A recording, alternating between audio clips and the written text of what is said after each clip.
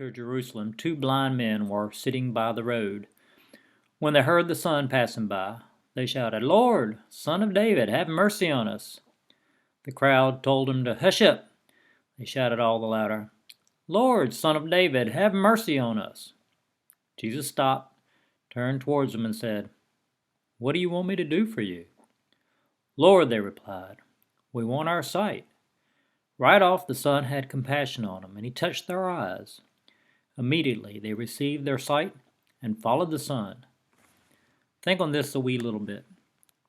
Two fellers hung out together. A feller by himself might not get, but a pair stands a better chance of beating off robbers and such. When it comes to suffering, it helps to have friends nearby. Their ears were opened and listening. This be the right attitude for them that be getting a healing. The Son said to him, "Them who have ears ought to open 'em and be alert at all times." Well, as soon as the pair learned it were Jesus passing by, hope swelled in their hearts. No doubt they knew about the Son and all he had, all he'd done, and all he was. They believed the tales told by others of his healing, the provision he supplied to them. Doth you believe in the Son's power, or doth you simply know about the Son? If you believe, you'll have hope. If you simply know about the Son, your spirit will argue again a healing and claiming such a miracle not be possible. We must see with our heart's eyes what our head's eyes cannot perceive. Faith be the thing hoped for, the thing not yet seen, and yet which we know to be true. Will you believe in the Son? That be the question before you while you seek to be cured of the affliction, addiction, illness, or infirmity from which you suffer. Naysayers ordered the fellers to pipe down, to stop yapping, but they kept at it. Doubters and malcontents will seek to rob you of your hope, healing, and help from the Son. Should you find yourself among such rabble, escape if you can, for they'll only bring you down to their sorry state. If you be amidst some who claim to be believers, and they be preaching a message of doubt, gloom, and denying the power, words, promises, and commands of the Son and Skipper, hightail it up the road.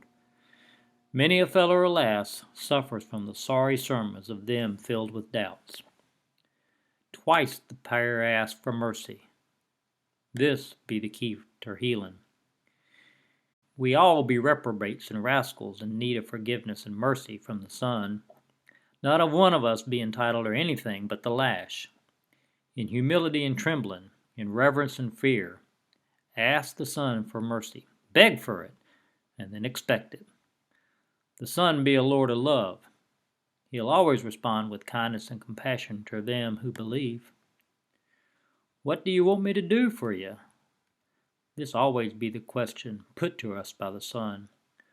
What do you want? If you don't know, dive deep into your heart. Plumb the depths of your soul. Don't settle. Ask yourself what you really want. Then tell the Son. He can do all things, for through him all things were made. Not a thing exists that were not made by him. John 1:3 says so. Name it, but don't claim it. Let the Son have his way with you. This be a conversation between the two of you. Allow him time to respond and probe while you ponder. To see, that be what the chaps wanted. Oh, that we might wish to see the Son as well. What a glorious thing that would be if we could see him in all his power and radiance. A healing will bring such insight. Tell the Son plain what you want. Then wait for his touch. Anticipate his hands reaching down, taking hold of you, massaging the place of affliction, injury. Feel his gentle stroke. Receive his kindness with gratitude. Expect immediate healing, for immediately they receive their sight.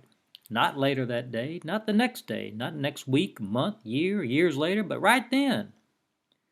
To expect anything less is to allow doubt to take root, and as you well know, faith cannot abide with doubt. You must pick faith or doubt. This be the story of the two blind chaps on the road up from Jericho. This be your story as well, if only you'll believe in the healing power of the Son. Question B, will you?